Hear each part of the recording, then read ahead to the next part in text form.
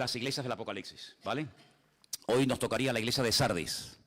Y cuando empecé a leer, cuando empecé a estudiar el mensaje del Señor que le da a esta iglesia, la verdad es que dije, ¿qué voy a decir yo de esta iglesia? Una iglesia que no tenía problemas de divisiones internas, no tenía problemas de divisiones, de problemas entre la gente, entre los hermanos, no tenía problemas de falsas doctrinas, de falsas enseñanzas, falsas profecías o malas influencias, como vimos la semana pasada con la iglesia de Tiatira. No era una iglesia que estaba siendo perseguida, ni lo iba a ser tampoco en el futuro. No era una iglesia que tenía, digamos, problemas, no sé, de falta de crecimiento, o una iglesia que se quedó sin pastor, una iglesia en la que habían muerto algunos hermanos debido a las persecuciones terribles de la época. La iglesia de Sardis no tenía ningún problema de este tipo, ninguno.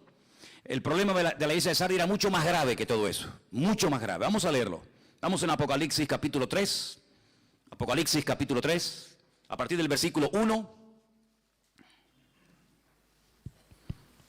¿Lo tienen, hermanos? Sí, ok. ¿Cortamos este? Escríbele al ángel de la iglesia en Sardis, el que tiene los 7 espíritus de Dios y las 7 estrellas, dice esto: yo conozco tus obras, que tienes nombre de que vives y estás muerto. Ese era el problema de la iglesia, que estaba muerta. ¿Cómo llegó a esa situación? Ahora lo veremos. Versículo 2. Sé vigilante y afirma las otras cosas que están para morir, porque no he hallado tus obras perfectas delante de Dios. Acuérdate pues de lo que has recibido y oído, y guárdalo y arrepiéntete, pues si no velas, vendré sobre ti como ladrón, y no sabrás a qué hora vendré sobre ti. Pero tienes unas pocas personas en Sardis que no han manchado sus vestiduras, y andarán conmigo en vestiduras blancas, porque son dignas. El que venciere será vestido de vestiduras blancas, y no borraré su nombre del libro de la vida, y confesaré su nombre delante de mi Padre y delante de sus ángeles. Y termina como siempre, ¿verdad? El que tiene oído, oiga lo que el Espíritu dice a las iglesias. ¿Cuántos dicen amén? Estas 7 iglesias representan o tenían una serie de problemas que simultáneamente se daban en las iglesias de la época y a lo largo de la historia de la iglesia en todas partes. A lo largo de los 2000 años que tiene la iglesia, siempre ha habido problemas de todo tipo, problemas de divisiones, problemas de falsos profetas, de falsos maestros, falsos pastores, falsas profecías, etcétera, etcétera, ¿no? Y aquí encontramos una iglesia muy interesante, porque es una iglesia que, sinceramente, jamás en la vida animaría yo a nadie a que asistiera a esta congregación. Vamos a hablar un poquito acerca de la ciudad. En el siglo VI antes de Cristo, Sardis llegó a ser una de las ciudades más poderosas del mundo. Fue la capital de un reino, de un imperio, llamado el imperio o el reino de Lidia. Sardis además estaba estratégicamente situada, de modo que sus habitantes nunca tenían temor de que pudieran ser asaltados o que la ciudad pueda ser destruida, porque estaba en lo alto de unas montañas, rodeada de unas murallas enormes, y la gente vivía tranquila. A nosotros nunca nos va a pasar nada, nadie se va a atrever a atacarnos, porque esta ciudad es prácticamente inexpugnable. Así vivía esta gente. Llegó a ser una ciudad muy famosa por la tremenda riqueza material que disponía. Como era una ciudad muy difícil de conquistar, muy difícil de penetrar en ella, la gente llevaba sus tesoros y allí estaban tranquilos, y eso le dio una prosperidad económica tremenda a la ciudad. Pero a pesar de que era una ciudad materialmente hablando poderosa, muy rica, era una ciudad corrupta, una ciudad terrible. Había templos enormes, el más grande era el de la famosa diosa Cibeles o Artemisa o Diana, como también se le llamaba en aquella época. Sardis además era el centro de encuentro de todos los caminos que iban a diferentes lugares, era como una especie de encrucijada. Todos tenían que pasar por aquellos caminos, por aquella ciudad. Lógicamente, cuando el libro del Apocalipsis se terminó de escribir y ellos recibieron el mensaje, ya la fama y la pompa y la gloria de la ciudad de Sardis ya prácticamente no existía, pero había un orgullo. Los habitantes de Sardis eran gente muy soberbia, gente muy orgullosa, que vivían de las glorias del pasado, ¿sí? Y ellos creían que algún día la ciudad volvería a recuperar la gloria que tuvieron en su momento.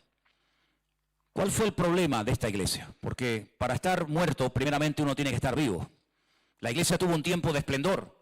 La iglesia seguramente fue fundada o directa o indirectamente, como dijimos en su día, por el ministerio o por los colaboradores obreros del apóstol Pablo.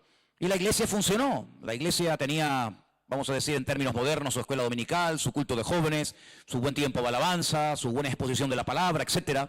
Pero la iglesia entró en una decadencia espiritual y moral sin precedentes, hasta el punto que cuando el Señor le habla a la iglesia, no le dice, veo a la iglesia que está floja, que está parada, que está tibia o está fría o que ha bajado la guardia, sino el mensaje es contundente y directo.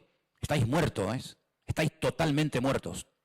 Dice, quedan todavía unas poquitas personas en Sardis que todavía no han claudicado, pero como sigan así y no tomen medidas drásticas y urgentes, la iglesia va a terminar cerrando sus puertas y no va a quedar más remedio que reconocer que aquí el tiempo de esta congregación se terminó.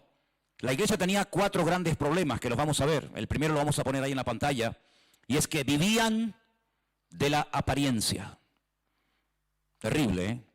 Vivían de la apariencia. Una iglesia que no tenía ninguna relación con Dios, una iglesia que no vivía un cristianismo práctico, y yo lo he comparado con un barco que va a la deriva, un barco que pierde el timón, o un barco que se le paran las máquinas, y ese barco tarde o temprano se hundirá porque dará contra la costa y no habrá remedio. La iglesia de Sardis era una iglesia que vivía de una gloria que tuvo en su momento, pero que ya la había perdido. Me recuerda mucho a algunos personajes del Antiguo Testamento, que les pasó más o menos lo mismo. La Biblia nos enseña que hubo un juez de Israel, un hombre que fue muy usado por el Señor durante un buen tiempo, y se llamó Sansón. Un hombre que dice la Escritura que Dios lo dotó, lo capacitó de una fuerza física tremenda, y era una persona que Dios lo utilizó durante mucho tiempo para poner a raya a los enemigos de Israel. En esta ocasión eran los filisteos. Pero jugueteó tanto con el pecado, pensaba, actitud que muchos tienen hoy en día, ¿no? No importa que vivamos en desorden, no importa que vivamos en pecado, total, Dios es bueno, yo me arrepiento hoy, mañana Dios me perdona. Esa era la actitud, esa era la filosofía, el estilo de vida de Sansón. Probablemente igual que Sardis. Dice la Biblia que un día se levantó, fue a pelear contra los filisteos, creyendo que el Señor le iba a ayudar, creyendo que como otras muchas ocasiones iba a vencer al enemigo, y en esta ocasión se equivocó. Porque hay un texto que es muy claro y dice que él no se había dado cuenta, él no se dio cuenta, no sabía que la presencia, que el Espíritu del Señor se había apartado de su vida, y él creía que el Señor seguía estando con él, pero el Señor se marchó de su vida hacía muchísimo tiempo. Igual le pasó, lo vimos hace poco en el retiro que tuvimos en el Puerto de la Cruz con el rey Saúl, un hombre que le dio lugar a la desobediencia, un hombre que nunca quiso acatar la voluntad del Señor, y dice que el Señor también quitó su presencia, quitó su espíritu de su vida y terminó suicidándose, terminó siendo un desastre, llevando el país a la ruina moral, espiritual y económicamente. Murieron sus hijos. Fue un desastre, el arca del pacto fue robada por el enemigo, en fin, todos conocéis la historia. Más o menos eso es lo que le estaba pasando, o ya le había pasado a la iglesia de Sardis. Una iglesia que tuvo seguramente su tiempo de gloria, una iglesia que funcionó, una iglesia que evangelizó, una iglesia donde los inconversos entraban y oían el evangelio y se convertían, o donde personas separadas de los caminos del Señor venían y se reconciliaban con el Señor, como el hijo pródigo. Una iglesia donde uno podía entrar y sentarse y poder escuchar una buena enseñanza, una buena exposición de la palabra. Pero todo eso formaba parte del pasado y ellos vivían de esa gloria del pasado. Segundo error garrafal, terrible de la iglesia de la Odisea: falta de calidad en las obras, falta de calidad en lo que hacían. Versículo 2 dice, yo conozco tus obras, tienes nombre de que vives y estás muerto. Pero dice más adelante, sé vigilante y afirma las otras cosas que están para morir, porque no he hallado, escuchen, no he hallado tus obras perfectas delante de Dios. Hacían cosas, pero no tenían el aval de Dios. Hacían obras, pero Dios dice, pero realmente lo que están haciendo no me glorifica a mí. Son obras muertas, como vimos el otro día, ¿no? En uno de los grupos que estudiasteis eso, que hay que arrepentirse de obras muertas. Hay gente que hacen cosas, pero cosas primero que Dios no le dijo que hicieran. Y en la vida tenemos que hacer y esforzarnos por cumplir con la voluntad de Dios. Lo que Dios nos pide que hagamos, lo hacemos y gloria a Dios, Dios bendecirá.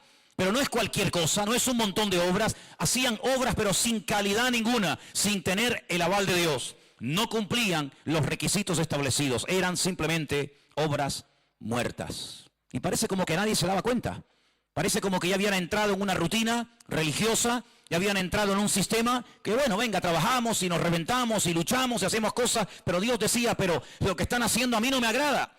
Lo que están haciendo, primero, yo no les he dicho que lo hagan, y en segundo lugar, ya que lo has comenzado a hacer, hazlo bien, que glorifique a Dios tu obra. Pero no glorificaba al Señor, sino todo lo contrario. Tercer error de la iglesia, falta de renovación espiritual. No se renovaron, estaban caducados espiritualmente hablando.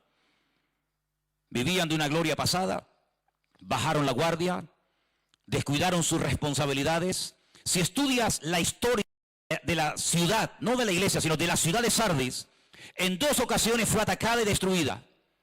En 2 ocasiones. Por los medos persas y después también por los griegos. Y cuando se estudia la razón por la cual cayó la ciudad de Sardis y fue arrasada y destruida, uno dice, ¿qué fue lo que le pasó a esa ciudad? Ellos estaban tan seguros de sí mismos, vivían allá arriba en las alturas, rodeados de aquellas murallas, que dice que tanto la primera vez como la segunda vez que la ciudad fue destruida, se debió a que los vigilantes, los que tenían que mirar al horizonte y ver que no vinieran enemigos, se quedaron dormidos y abandonaron su puesto de guardia. Y el enemigo encontró la ciudad desprotegida y pudieron entrar y destruirla y hacer un destrozo en la ciudad. Algo parecido le pasó al pueblo de Israel en el Antiguo Testamento, cuando a través del profeta Ezequiel el Señor dice que vuestros atalayas, los que os tienen que exhortar, los que os tienen que predicar la palabra y los que os tienen que sacudir y decir, que vas mal, que por ahí no es, cuidado que viene el enemigo y te puede echar el guante y destruir, dice que se quedaron dormidos y dice, y la sangre de la ciudad la demandaré de los atalayas que se quedaron dormidos. Eso fue lo que le pasó a la ciudad. Así que ellos vivían en una ciudad que se relajó, que dejó de estar atenta. Bueno, aquí no nos va a atacar nadie, a nosotros no nos va a pasar nada. Y en 2 ocasiones, no en una, sino en 2 ocasiones la ciudad fue saqueada, destruida y arrasada porque sus vigilantes se quedaron dormidos. Y por eso ahora ustedes pueden entender por qué una de las cosas que el Señor le dice a la iglesia de Sardis que haga es vigilen, estén atentos, no bajen la guardia, estén pendientes del enemigo, porque en cualquier momento como león rugiente puede buscar a uno débil y tragárselo. Y el cuarto problema terrible de la iglesia de Sardis es que estaban dando un pésimo testimonio a la ciudad. No tenía nada que ofrecer. ¿Qué va a ofrecer una iglesia muerta? ¿Qué va a ofrecer una iglesia que vive de la apariencia? ¿Qué va a vivir una iglesia que no vive una vida espiritual, una vida en orden y una vida en santidad? ¿Qué mensaje va a decirle al mundo? Nada. No tiene ninguna autoridad moral ni espiritual. El diablo se reía de los cristianos de la iglesia de Sardis en su propia cara. Era una iglesia que en vez de haber afectado y cambiado el ambiente de la ciudad, fue todo lo contrario. El mundo se les metió dentro. Cuando yo preparaba y leía todo esto, me preguntaba, ¿podrá pasar esto hoy en día? Esto eran cosas que ocurrían hace 2000 años a las iglesias, pero hoy en día ya hemos aprendido la lección, ya lo tenemos claro, y estas cosas hoy en día no pueden ocurrir. Nada más lejos de la realidad, queridos hermanos. La iglesia de Sardis es un ejemplo a no imitar. En la Biblia hay ejemplos a imitar y ejemplos evidentemente como este a no imitar. Y así como ellos bajaron la guardia, así como ellos dejaron de renovarse en su relación diaria y constante con el Señor, si nosotros cometemos los mismos errores y nos olvidamos de nuestras responsabilidades delante del Señor, nos puede llegar a pasar exactamente lo mismo o peor. Y ya no tenemos excusa, porque el mensaje del Señor a la iglesia de Sardis está ahí en la Biblia, para que todos los creyentes de toda la historia, hasta que el Señor venga a llevarnos a su presencia, sepan que no se puede tomar uno a la ligera su relación con el Señor. ¿Cómo te estás tomando tu relación con Dios? ¿Vas en serio? ¿Quieres crecer? ¿Quieres hacer, como dice la Biblia, las cosas decentemente y con orden? ¿Quieres verdaderamente extenderte y quieres verdaderamente tener una comunión y una relación con Dios diaria o permanente?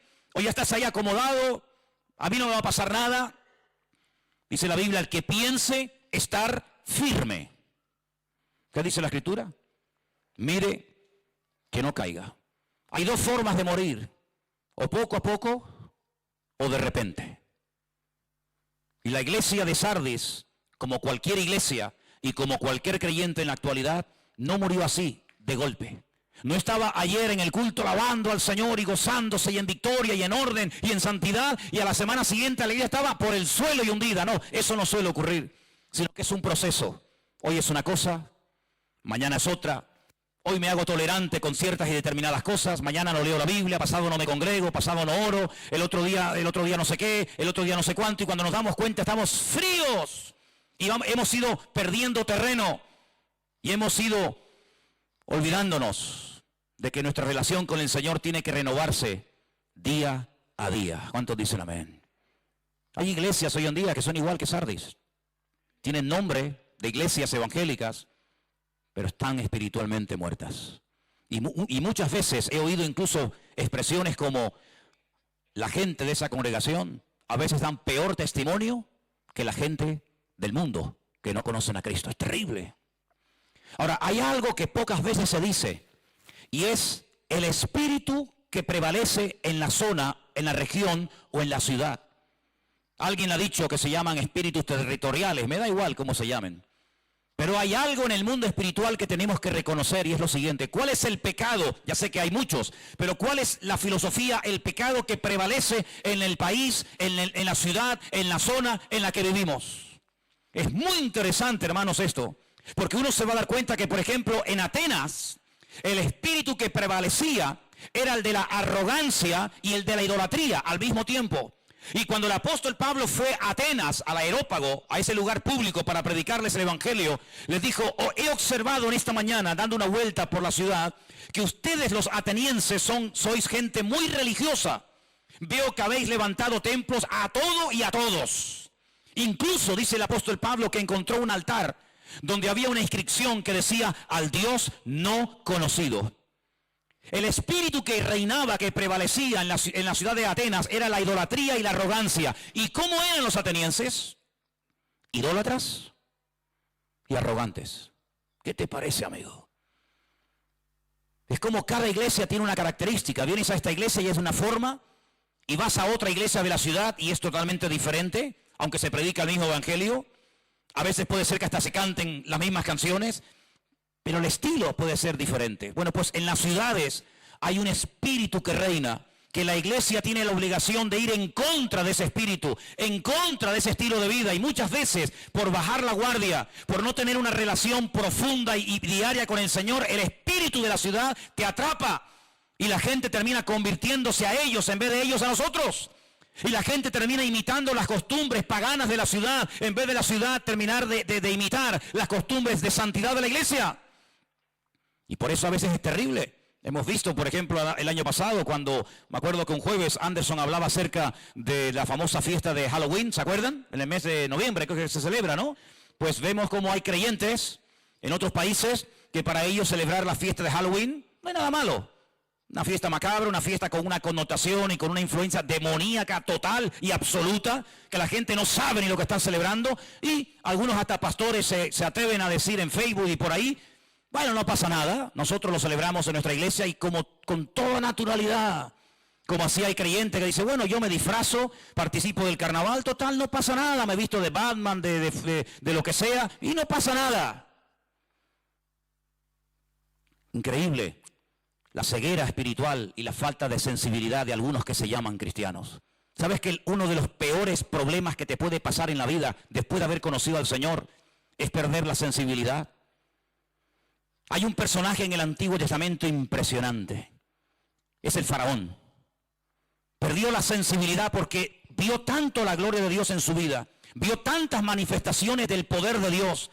Vio tantas veces a Moisés y Aarón haciendo maravillas en Egipto y escuchando sus exhortaciones. Pero se endureció de tal manera que llegó un momento en el que perdió toda sensibilidad espiritual. Y eso es lo que le suele ocurrir a muchas personas que se llaman cristianos, pero que juegan con el pecado creyendo que lo dominan, y el pecado nunca pierde. El pecado siempre te va a echar la mano, y cuando te des cuenta estás más frío que la gente del mundo. Un día dice la Biblia que llegó a la casa del faraón y la encontró toda llena de ranas. Toda llena de ranas. ¿Te gustaría encontrarte tu casa esta noche llena de sapos por todas partes? Abre la cocina, la nevera, la cama, todo. Inmediatamente llamó al varón de Dios, llamó a Moisés y le dijo: por favor, ora por mí, quítame esto. Y Moisés le dijo: está bien, voy a orar. ¿Cuándo quieres que ore por ti? ¿Y qué le dijo? Mañana. Era tonto. ¿Quieres dormir esta noche con ranas, con sapos y tener esta plaga en tu casa? Muy bien, mañana oro por ti. Al día siguiente Moisés oró por él Y el Señor le quitó esta plaga. ¿Cuándo quieres cambiar? ¿Cuándo te vas a tomar en serio tu relación con Dios? ¿Mañana? Ok, sigue adelante. Pero mira lo que le dice el Señor a la iglesia, versículo 2. Sé vigilante. Ya te acabo de contar que en 2 ocasiones, en el 549 antes de Cristo y en el 195 antes de Cristo, la ciudad cayó en manos del enemigo, cosa que a nadie se le pasaba por la cabeza, pero cayó porque bajaron la guardia, porque los que tenían que estar vigilando no lo hicieron y los encontraron desprevenidos. Ahora le dice el Señor a la iglesia que está en la ciudad de Sardis, que no les pase a ustedes lo que ya les pasó a los gobernantes, que bajaron la guardia, se confiaron y el enemigo les destruyó la ciudad. Vigilen, estén atentos. Esta semana leí una frase, que se la voy a leer, la tengo aquí escrita. Dice, una vigilancia constante de los enemigos que asedian al creyente es el mejor antídoto para la seguridad espiritual. Te lo voy a leer otra vez. Una vigilancia constante de los enemigos que asedian al creyente es el mejor antídoto para la seguridad espiritual. No te confíes ni un solo día. Si ayer estabas en victoria, gloria a Dios, pero no te olvides que la victoria de ayer era para ayer, no es para hoy y mucho menos para mañana. Que cada día empezamos de cero, que aquí de nada sirve haber estado 5 años o 20 años bien y la última semana embarrarla. Que aquí no podemos vivir de las glorias del pasado, que si ayer oraste y estabas en victoria, me alegro muchísimo, hermano y hermana. Pero la pregunta no es cómo estabas, sino cómo estás hoy. Porque la iglesia de Sardis seguramente tuvo su tiempo de gloria. No una, 2 veces fue destruida Sardis. Y no solamente la ciudad, sino que ahora lo que está dentro de la ciudad, que es la iglesia, el Señor le dice, vigilen, arrepiéntanse, recuerden lo que les está pasando, porque si no, terminarán muriendo todos allá adentro. Porque aunque tienen un nombre muy bonito, aunque tienen un nombre que da impresión o imagen de que estáis vivos, el problema de vuestra congregación es que ustedes están muertos hace mucho tiempo y no se han dado cuenta. Cuando yo leía todo esto esta semana, yo decía, Señor, tenemos que ser responsables de lo que cada semana escuchamos, ¿sí o no? Tenemos que ser responsables delante de ti.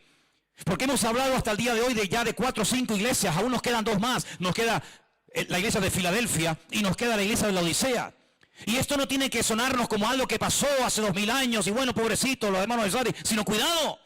Que hoy en día si usted no se renueva, si usted no busca de Dios, si usted baja la guardia, si anda en desorden, si anda en pecado, te puede pasar exactamente lo mismo o peor que ellos. Porque el diablo no ha cambiado. El diablo, el objetivo de él es separarte de los caminos del Señor, volverte a atar, volverte a cegar.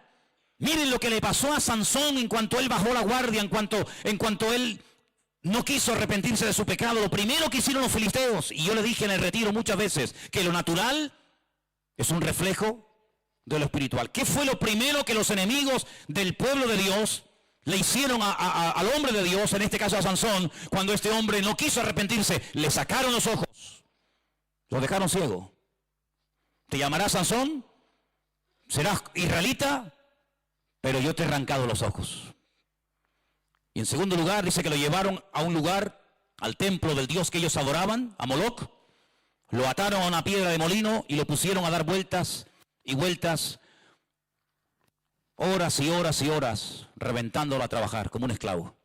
Espiritualmente hablando, aquí hay un ejemplo gráfico de lo que el enemigo puede hacer a una persona cuando está coqueteando y coqueteando y jugando y jugueteando con el pecado. Te quedas ciego. Pierdes la sensibilidad espiritual, te da igual ya 4 que 40, te da igual si se predica del amor, de la fe, del perdón, de la santidad o de lo que sea. Hay como una coraza, ya te resbala la palabra. Hay gente que ha desarrollado una insensibilidad, una cauterización de la conciencia de tal manera que ya ni se inmutan ante lo que se predica. Y es un peligro tremendo, porque el siguiente paso es la muerte espiritual. Y por eso el Señor le está diciendo a la iglesia de Sardis, todavía hay tiempo, hermanos. 3/4 partes de la iglesia ya ha desaparecido, está muerto, pero hay todavía un pequeño remanente, un pequeño grupo de hombres y mujeres que todavía no han manchado sus vestiduras. Arrepiéntanse, busquen de Dios, urgentemente hagan cambios. Pero la historia nos dice que la iglesia desapareció. Y hermanos, quiero solamente recordarles la famosa parábola de aquellas mujeres que según la costumbre de la época estaban esperando a que viniera el esposo. ¿Se acuerdan? Dice que fueron 10 chicas a esperar al esposo. Hoy en día nuestra cultura es el novio el que espera en el altar a la novia, ¿sí o no? Pero en la Biblia no era así. Y nosotros espiritualmente tampoco es así. Porque es la novia la iglesia la que está esperando al novio, ¿sí o no? No el novio esperando a la iglesia. Y por eso en las bodas judías, la novia entra primero y espera a que entre el novio. Y hay una expectativa más en ver al novio que realmente en ver a la novia. Nosotros le hemos hecho todo al revés. Y nosotros tenemos al novio 3/4 de hora parado aquí, que el pobre ya no sabe si va a venir o no va a venir la novia. Y al final, cuando le dé la gana, la señora aparece, que te dan ganas de decir, ya era hora, ¿no, mija? Pues es interesante porque hay una parábola, hay una historia que el Señor, conociendo la historia y la cultura de la época, dice que 10 jóvenes salieron con sus lámparas de aceite al campo a esperar que viniera el esposo. Ya la novia estaba, pero el esposo todavía no había llegado. Y dice que 5 de ellas eran prudentes y 5 eran insensatas. ¿Y en qué se notaba la diferencia? Porque aparentemente las veías por fuera y todas eran iguales. Todas llevaban la misma lámpara. Aparentemente no había ninguna diferencia entre ellas, pero en el tiempo de espera, ahí se notó la diferencia, amigo. Porque dice la Biblia que unas llevaron solamente aceite para la lámpara y nada más. Pero las que fueron prudentes, las que pensaron por un instante, ¿y si tardan en venir? ¿Y si resulta que en vez de venir a las 12 viene a las 4 de la mañana? Vamos a llevar aceite de repuesto por si acaso. Y dice la Biblia que se quedaron dormidas. Y cuando de repente llega el novio, dice que todas se levantaron, pero las que se habían quedado sin aceite, dijeron a las que habían llevado aceite de repuesto, danos de vuestro aceite. Y ellas dijeron, no, lo que Dios nos dio a nosotros es para nosotros, no es para compartirlo con ustedes. Así que si quieren vayan a la ciudad y compren aceite. Y en lo que fueron y vinieron, el novio entró con las prudentes y dice que no fueron invitadas a la boda. ¿Y por qué nos cuenta el Señor esta historia? Porque, hermanos, la vida desgasta, la vida nos desgasta. Claro que nos desgasta física y espiritualmente, claro que nos desgasta, por supuesto que sí. Por eso es importantísimo renovarnos día a día, para no vivir de las glorias del pasado, de lo que aprendí hace 30 años, sino que yo pueda tener aceite fresco en mi lámpara. Es como un coche, hermano, los coches tienen que cambiarle cada ciertos kilómetros el aceite. Por cierto, si no lo sabían, ya lo saben hoy, No solamente vaya a la gasolinera a ponerle gasoil o gasolina. Ah, ¿llevan aceite los coches? Sí, hermano, lleva aceite los coches. No, yo vi hace tiempo una luz roja que se encendió, pero no le hice caso. ¿Y qué le hizo? No, cogí un martillito y la rompí porque me molestaba la luz roja. Oh, bueno, está bien. Hay que renovar el aceite. Pero si la puse a 5.000 kilómetros, sí, pero hay que volver a ponerla. Hay que volver a poner aceite limpia. Y yo te pregunto esta tarde, hermano, ante esta situación terrible, a mí no me gustaría ser pastor de la iglesia de Sardis, sinceramente. A mí no me gustaría ser miembro de la iglesia de Sardis. Yo no quiero estar en una congregación muerta, yo quiero estar en una congregación viva, que alaba y glorifica al Señor. Y me imagino que ustedes también, ¿sí o no? Ante esta situación y ante este mensaje que está aquí en la Biblia, ¿qué vamos a hacer? Pues, hermanos, esto es una advertencia para que usted hoy, cuando termine el mensaje, tome medidas y diga, bueno, mi relación con Dios tengo que renovarla, el aceite de mi lámpara tengo que renovarla, mi vida tengo que ponerla en orden, porque aunque no haya pasado nada, entre comillas, hasta el día de hoy, tenemos que tomarnos muy en serio nuestra relación con Dios. Y si usted ora muy poquito, prácticamente nada, usted tiene un serio problema. Y puede ser que muchos o algunos de ustedes se hayan mantenido en victoria hasta el día de hoy, no por lo que tú oras, sino porque hay mucha gente orando por ti. Una madre, un pastor, unos hermanos, hay gente que está orando por ti y tú no has caído, tú no has claudicado, tú no te has vuelto a partir la cara, no porque te hayas convertido en un hombre espiritual y porque ya lo tienes claro, no, sino porque estás mantenido con la oración de mucha gente que te apoya en la oración. Pero si esa gente mañana, por lo que sea, dejaran de orar por ti, tú te caes otra vez. Pero tú no puedes depender de que otras personas oren o no oren por ti. Gloria a Dios por lo que oran por uno. Pero nuestra relación con Dios, hermano, es personal y nadie puede ocupar nuestro lugar delante de Dios más que nosotros mismos. Y si tú no te has puesto en orden y no ha pasado nada, no creas que siempre va a ser así. ¿Cómo termina el mensaje? El que tiene oídos para oír, que oiga lo que el Señor, lo que el Espíritu le está diciendo a la iglesia. ¿Qué está diciéndonos el Señor hoy? Renuévense. Ponte en orden. Rompe con lo que tengas que romper. No lleves una doble vida. No juegues con dos barajas, amigo. Conságrate, comprométete con el Señor. En esta congregación fueron muriendo poco a poco las cosas. Un día la alabanza se murió. La enseñanza se murió. El amor entre los hermanos se murió. La santidad se murió y desapareció. Todavía quedaban algunas personas que decían, bueno, aquí estamos mantenidos. Pero el Señor les dice, ustedes tienen que tomar buena nota de lo que le ha pasado a toda esta gente. Y por haber estado jugando con el pecado, por haber estado viviendo de la apariencia, por no haberse renovado espiritualmente, miren cómo han terminado. La ciudad terminó devorando a la iglesia, en vez de la iglesia terminar devorando, en el buen sentido de la palabra, a la ciudad. Vivimos en un país corrupto, ¿sí o no? No hace falta ser muy listo para esto. Dice que 6 personas, yo no sé en otros países ni me interesa. No, es que mi país, sí, yo sé que a lo mejor su país, todo lo que usted quiera, pero yo vivo en este. Y aquí es donde yo tengo que buscarme la vida y aquí es donde yo tengo que pelear la buena batalla, no en otro lugar. En este país, en este momento, la proporción es que cada día 6 personas son condenadas o son puestas delante de un juez, de un tribunal, por cuestiones de corrupción. España es un país que está espiritualmente hablando podrido. Apesta espiritualmente. Un país corrupto, un país inmoral, un país donde a lo bueno, hoy en día no es bueno, ya es malo. Y donde lo que ha sido malo toda la vida, ahora es bueno. Un país donde, como dice la Biblia, donde lo que era dulce ahora es salado y lo que es salado ahora es dulce. Un país donde los que quieren llevar una vida diferente y recta se sienten como bichos raros y como gente que no encaja en ninguna parte. Sí, nos ha tocado vivir en este país, en este momento. Pero nos va a comer a nosotros el ambiente de corrupción, de inmoralidad, de desorden de España. ¿O nosotros vamos a levantarnos en pie de guerra y en el nombre de Jesús tomar autoridad y cerrar puertas y declarar victoria en el nombre del Señor e impedirle al enemigo que en nuestras vidas, ya que en el país, que en nuestras vidas y en nuestras congregaciones y en nuestros hogares no penetren ese tipo de vida, ni ese tipo de palabras, ni ese tipo de actitudes? De nosotros depende. Hay partidos que tal vez no lo dicen abiertamente, pero una de las cosas que tienen en su agenda es arrasar todo vestigio de cristianismo de España. Que no se vuelva a hablar de Biblia, ni de Dios, ni de iglesias, ni de curas, ni de pastores, ni de nada. Porque es una guerra espiritual en la que estamos. No es una guerra de la izquierda contra la derecha, los del centro contra los de izquierda. No, no, no. Eso es lo natural. Eso es lo que se ve. Estamos en medio de un conflicto espiritual sin precedentes. Y el que no lo vea es que está ciego y ha perdido la sensibilidad espiritual. Estamos en medio de un conflicto, por eso no se pueden poner de acuerdo entre ellos. Pero la iglesia tiene que estar aquí, delante del Señor cada día, doblando sus rodillas, con la palabra de Dios en la mano. Porque vienen tiempos difíciles, hermanos. Vienen tiempos duros. Vienen tiempos peligrosos, como dice la palabra. Pero al que venciere, el Señor dice, no te borraré del libro de la vida, porque estás vivo. Y te confesaré delante de los ángeles de mi Padre. ¿Cuántos quieren esforzarse para vivir una vida cristiana victoriosa? De ti depende, no de mí. Yo ya te prediqué la palabra. Tú ya sabes lo que hay que hacer y lo que no hay que hacer. De ti depende. Mi vida está en orden. No tengo de qué avergonzarme. La tuya está en orden delante de Dios. Hay 2 personas, 2 seres, por así decirlo, que saben en todo momento cómo estamos. Tal vez puedes aparentar delante de la esposa, delante del marido, delante del pastor, delante de quien sea, pero el diablo sabe en todo momento nuestro nivel de santidad. No lo ignora, lo conoce perfectamente, más de lo que te puedes imaginar. El diablo sabe de la pata que cojeas, permíteme la expresión.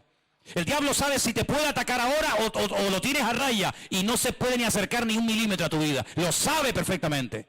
Porque un creyente que esté cerca del Señor, al diablo ni se le ocurre acercarse, porque tiembla ante la gracia y ante la presencia de Dios en él. Pero el diablo también sabe que somos seres tremendamente vulnerables. Seríamos un trofeo de guerra excelente para el enemigo. ¿A cuántos jóvenes les gustaría tener ahí como las cabezas de los cazadores expuestas diciendo, a este lo vencí, a esta lo derroté, a este lo conquisté? ¿A cuántos? Por supuesto que sí. Pero también el Señor sabe en todo momento cómo estamos, porque delante de Él dice que estamos desnudos y no podemos ocultarle nuestra situación. Vivimos en un mundo espiritual y la única manera de salir intactos de esta batalla espiritual es estando metidos, bien metidos en nuestro Señor Jesucristo. Vamos a orar, cierra tus ojos ahí donde estás. Esto es muy serio lo que estamos hablando esta noche, hermanos. Esto es muy importante porque de esto depende tu estabilidad como cristiano. De esto depende, sin lugar a dudas, lo que a partir de hoy va a suceder o no en tu vida. El Señor le dijo a esta congregación, acuérdate, arrepiéntete, vigila todas y cada una de las áreas de tu vida para que no terminen muriéndose. Y si estás buscando el reconocimiento, el apoyo, o que alguien te diga, sí, entiendo, ¿verdad? Entiendo que tienes que tomar esta decisión, no vayas por ahí porque te puedes llevar a una desilusión. El único que te tiene que interesar si está o no está a favor de lo que vas a hacer es el Señor. Para algunos, cuando un creyente se toma en serio su relación con el Señor, es una tontería y es una pérdida de tiempo. Dice la Biblia que a algunos les sorprende que tú no sigas en el mismo desenfreno y en el mismo río de desorden que antes llevabas. No nos tiene que sorprender que el mundo nos llame tontos o locos o sabe Dios qué.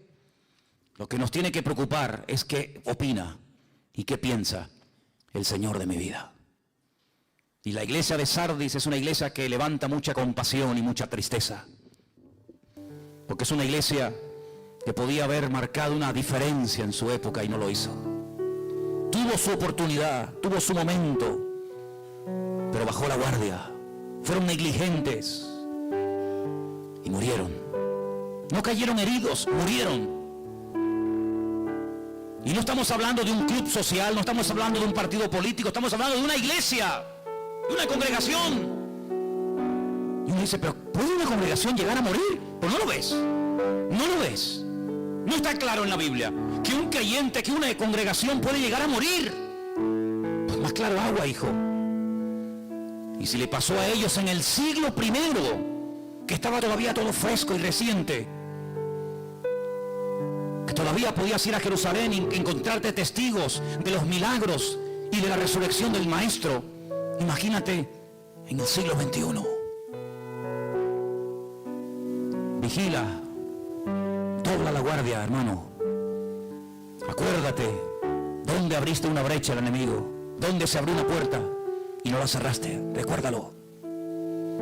Vigila, toma medidas urgentes, ya, hoy mismo. Lo que sabes que es de Dios, hazlo hoy mismo. Si oyereis hoy su voz, no endurezcáis vuestros corazones, dice el Señor. Si hay que arrepentirse, arrepiéntete. Si hay que pedir perdón, se pide perdón. Si hay que dejar algo, se deja. Da igual. Pero sé valiente para que tu nombre no sea borrado del libro de la vida, que sería la peor tragedia que nos pudiera ocurrir. No bajes la guardia. Tienes mucha vida por delante.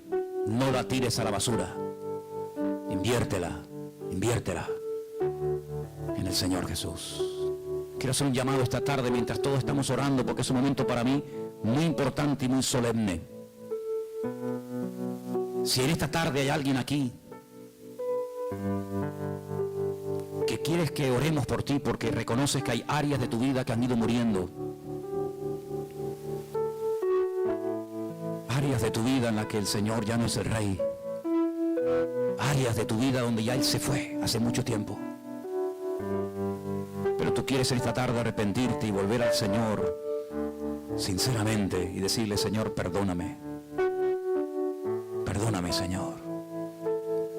Un hombre una vez por unas pocas monedas te negó y te traicionó. Otro hombre en la antigüedad por un plato de lentejas se desprendió de la bendición. Pero sabe Dios lo que tú estás perdiendo para mantener eso que sabes en el fondo que no es de Dios. Ay, amigo, vive una vida en orden y en santidad y el Señor te dará 1000 veces más de lo que te puedas imaginar. Es más lo que se pierde por vivir en desorden que lo que se gana por vivir en orden con Dios. Tarde o temprano el Señor te iba a poner el dedo en la llaga, y si hoy lo está haciendo, gloria a Dios. Y hoy te está diciendo el Señor: no puedes llevar una vida de desorden y pretender que yo sea tu Señor y tu Dios. No puedes vivir una vida en desorden, sin santidad, y exigirme a mí que te bendiga, que te cuide, que te pastoree, que te sane, que te abra puertas. No, querido. El Señor nos ama tanto que nos dice lo que no le agrada, lo que no le gusta. Nos da la fuerza para dejarlo y nos da la fuerza para mantenernos firmes y en victoria delante del Señor. Si en esta tarde tú necesitas que oremos por ti, sin que nadie esté mirando a nadie, porque eso es algo muy personal, levanta tu mano. Estaremos orando por ti en este momento. Señor le bendiga. A ti también. Dios te bendiga. Dios le bendiga. Hermano, a usted también. Dios le bendiga. Veo esas manos. Las veo. Pueden bajarlas. Pueden bajar. Gloria a Dios. ¿Alguien más? Gloria a Dios. Gloria a Dios. Qué bueno es Dios. Qué bueno es Dios. Nos exhorta porque nos ama. Nos exhorta por nuestro bien, para que la bendición venga y podamos vivir en paz y en victoria. Señor, yo te doy gracias en esta tarde porque tu palabra es la que habla, la que toca. Tu Espíritu Santo es el que convence de pecado, de justicia y de juicio. Y en esta tarde hemos oído tu palabra. Estamos desnudos delante de la presencia de nuestro Señor. Y en esta tarde queremos pedirte perdón por todas aquellas cosas que hacemos, pensamos, sentimos o decimos que no son la voluntad de Dios. Renunciamos a cada una de ellas, dígalo. Yo renuncio en el nombre de Jesús a todo lo que no es agradable ante los ojos de mi Señor. Yo renuncio en esta tarde a todo lo pecaminoso, a todo lo carnal, a la inmoralidad. Renuncio en el nombre de Jesús a toda aquella actitud que no es del Señor. Límpiame, Señor, dígaselo. Límpiame, Señor, con tu sangre, con tu palabra. Dame fuerza, Señor, para al salir de este lugar esta tarde, durante todos los días de mi vida, poder estar por encima de esas tentaciones, de esas debilidades, y poder algún día dar testimonio y decir: gloria a Dios, vencí al enemigo, vencí a Goliat en el nombre del Señor Jesús. Te pido por los hermanos, hijos tuyos, que han levantado su mano. Señor, ahí donde están, bendíceles, ayúdales. Tú sabes la lucha que llevan dentro de ellos mismos. Tú sabes lo que necesitan. Yo te pido, Señor, que en este momento como pueblo de Dios podamos orar y bendecir a esas vidas que necesitan. Señor, ayúdame. Señor, ayúdame. Señor, bendice mi vida. Padre, que sientan ese toque, esa bendición, esa auténtica liberación de lo alto, para que no vivamos como esclavos, sino como libres, porque tú nos has hecho libres, Señor. Dele gracias al Señor en esta tarde. Dele gracias al Señor en esta tarde. Dígale: Señor, gracias, porque tu palabra me limpia. Cuando el Señor toca y habla es por algo, siempre para nuestro bien, siempre. Dele gracias a Él.